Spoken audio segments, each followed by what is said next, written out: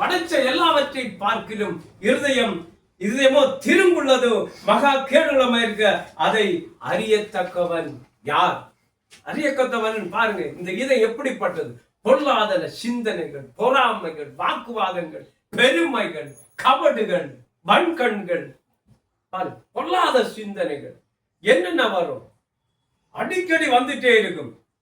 அதற்காக வெளியரங்கமான பரிசுத்தத்தில் கவனம் வைக்க கூடாது. வெளியரங்கம், வெளி பார்வைக்கு நான் பரிசுத்தமாய் இருக்கணும் என்ற பரிசுத்தமான காண்பிக்க கூடாது. அப்போ வெளியரங்கமா நாம் வெளியில ஒரு பரிசுத்தவான். குடும்பம் எப்படி இருக்கு? குடும்பம் எப்படி இருக்கு? நாத்தம் அடிச்சிருக்கு. பிள்ளைங்க எப்படி இருக்கு? கீழ்ப்படுகிறது இல்ல. பிள்ளைங்க கீழ்படுகிறது இல்ல. தாய் தகப்பனுக்கு கீழ்ப்படுகிறது இல்ல. ஏன்னா அவங்க சரியில்லை, அவங்க சாட்சி சரியில்லை. பிள்ளைங்க பார்க்குது தாய் தகப்பனை எப்படிப்பட்டவங்க. தாய் தகப்பன் சரியில்லைன்னா பிள்ளைங்க என்ன பண்ணும்? அவன் நிலைமை எப்படி இருக்கும்? ஹல்லேலூயா. என்பதால் உள்ளும் புறமும் பரிசுத்தமாய் இருக்க வேண்டும். பாரு, உள்ளும் புறமும், உள்ள மாத்திரம் இல்ல, புறமும். ஹல்லேலூயா. அப்ப உள்ள பரிசுத்தமாய் இருந்தாதான் இந்த வெளி உள்ள புறமும் பரிசுத்தமாய் இருக்கும். அப்ப உள்ள அசுத்தமாய் இருந்தால் புறமும் ஆண்டவர் பார்வைக்கு எல்லாமே அசுத்தம் என்பதுதான் கர்த்தருடைய குறிக்கோள். வெளி தோற்றத்துக்கு கூட கர்த்தருடைய சாயல் நாம் பிரதிபலிக்க வேண்டும். பாருங்க, வெளி தோற்றத்தில் கூட கர்த்தருடைய சாயல், அவருடைய சாயல் பிரதிபலிக்க, அந்த அவருடைய சாயலை நம்ம வெளிப்படுத்தணும். அவருடைய தோற்றம், அவருடைய நடக்க, அவருடைய பேச்சு பாருங்க. அவர் தோற்றம், நடக்க, பேச்சு மத்தாயிலிருந்து யோவா வரைக்கும் அதை வெளிப்படுத்தி இருக்கிறார்.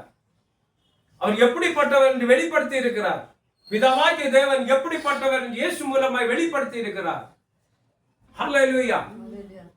அதை நம்ம காமிக்கிறார், வெளிப்படுத்தி. நான் யார் என்று அவர் காமிக்கிறார். இப்ப அவர் வராத இருந்தா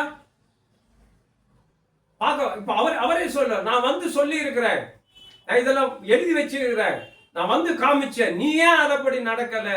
ஹல்லேலூயா. Praise the lord. சாயலை நாம் பிரதிபலிக்க வேண்டும். அவருடைய சாயலின்படி நாம் வாழ வேண்டும்.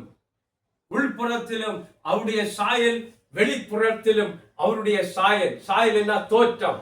இயேசு எப்படி தோன்றினாரோ அதே தோற்றத்தில் வாழ்கிறவர்கள் மாத்திரம்தான் எடுத்துக்கொள்ளப்படுகிற பரிசுத்தவான்கள். ஹல்லேலூயா. Praise the lord. அப்போ எல்லா பக்கம் இயேசு மாதிரி காமிக்கணும், இல்லைன்னா போக முடியாது.